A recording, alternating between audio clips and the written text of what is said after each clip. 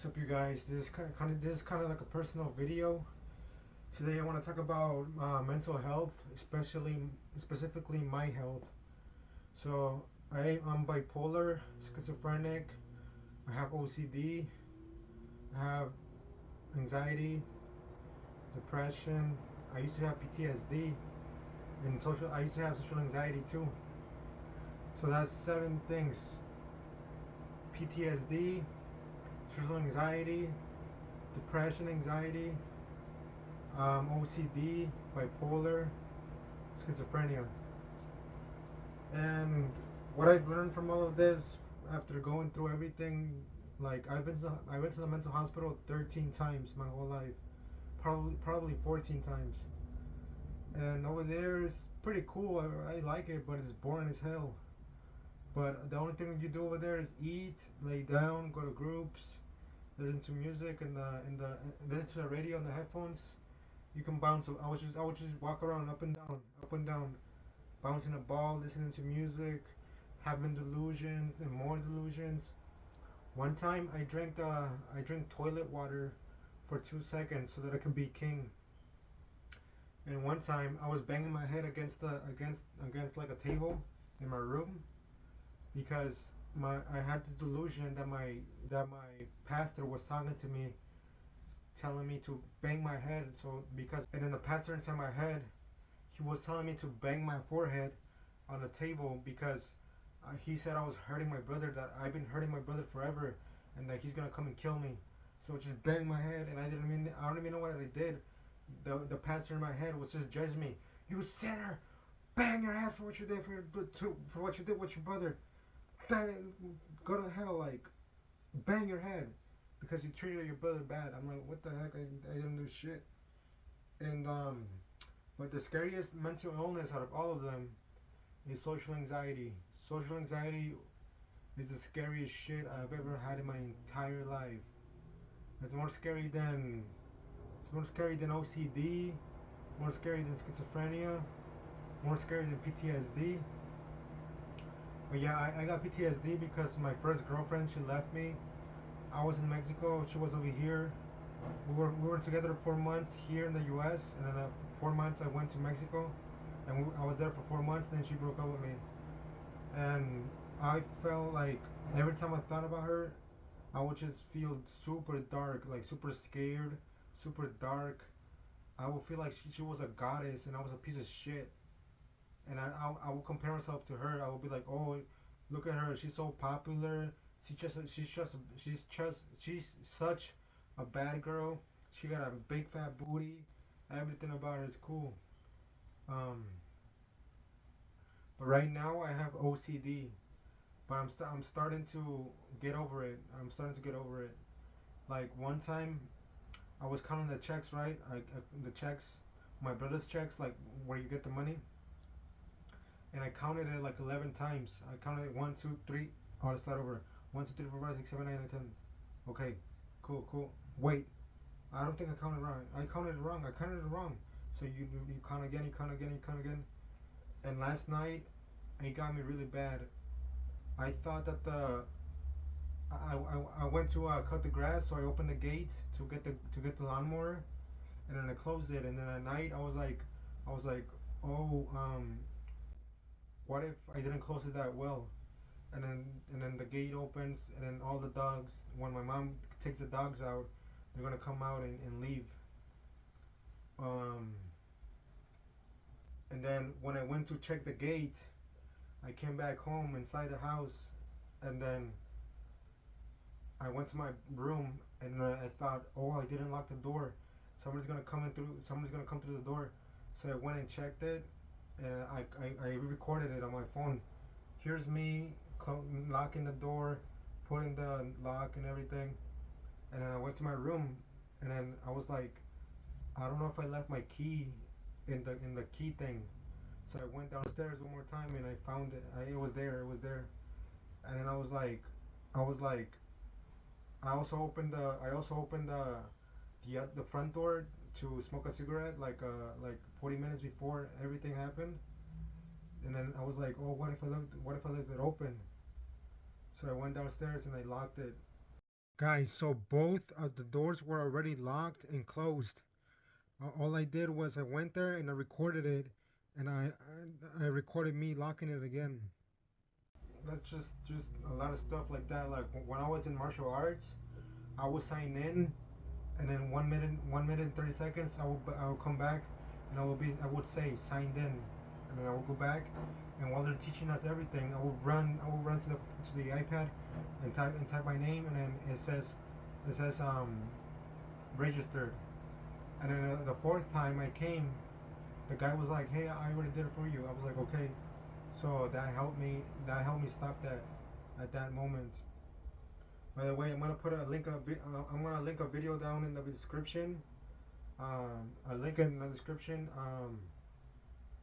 to deal how to deal with OCD, how to deal with OCD, and I will put a link to Jordan Peterson's self-authoring program right there. You can do the past authoring, and then you write down your past, and it takes all the PTSD away, all the PTSD.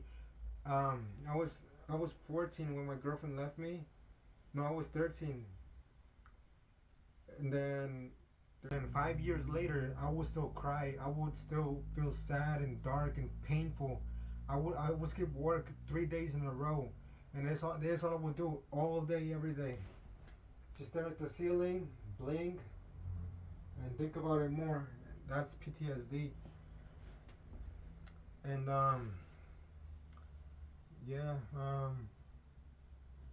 when so my first mental illness was bipolar, because I got a manic episode, and when I had that manic episode, I had so many racing thoughts. They were like demons, like whispering, like talking to my head, like, oh, go in there and get the keys, and then go get the keys, and then go to the car, and then go rob a bank, and then go talk to this girl, and then invite her to dinner, and then you get her a present.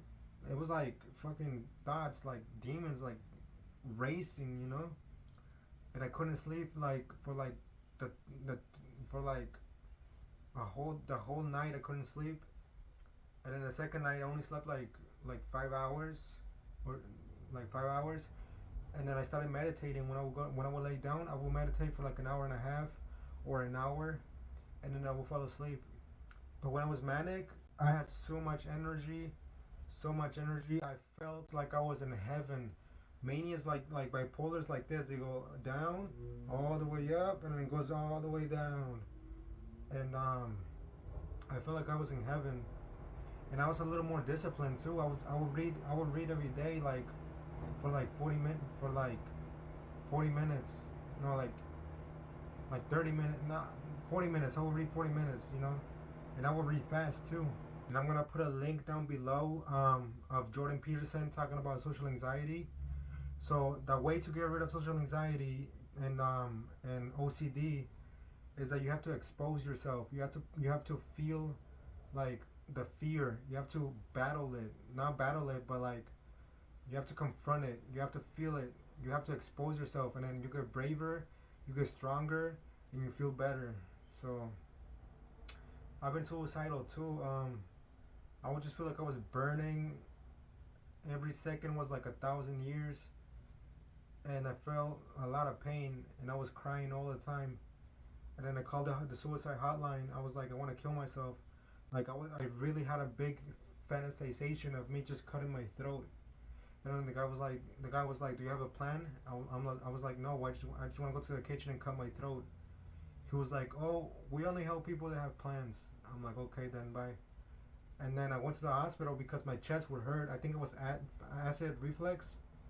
So I told him that I wanted to die because of the acid reflux. But then they kind of they figured out that I actually did want to die.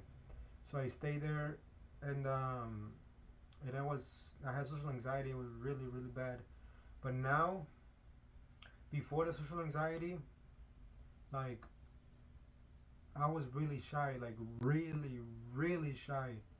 But I was confident too. You can be shy and confident. That's why a whole bunch of bitches liked me, because I was confident as fuck. And that same time that they put me in the hospital and I had social anxiety, I was in the room with the doctor, right? I was crying I was crying my eyeballs out. I was like, please help me, please help me, please help me. I was begging. I would be like this in his face, like, please help me, please help me. And I felt like they were cutting, like if they had a knife right here and they were cutting right here, like this, like slowly. And then I think there's a method that psychiatrists do. They just stay calm, and that turned me calm too. It gave me a little bit of calmness that he was calm as well. And one time I was running towards cars, like the cars would come. It was at night. They would come towards me, and I would run towards them. This one person almost hit me, and I jumped forward, and then it stopped like the whole fucking car, and she went to the side like this, and a whole bunch of shit, man. I thought I was the Antichrist. I thought I was God. I thought I was Michael. Not Michael. I thought I was an angel. No, not an angel. I thought I was God or the Antichrist.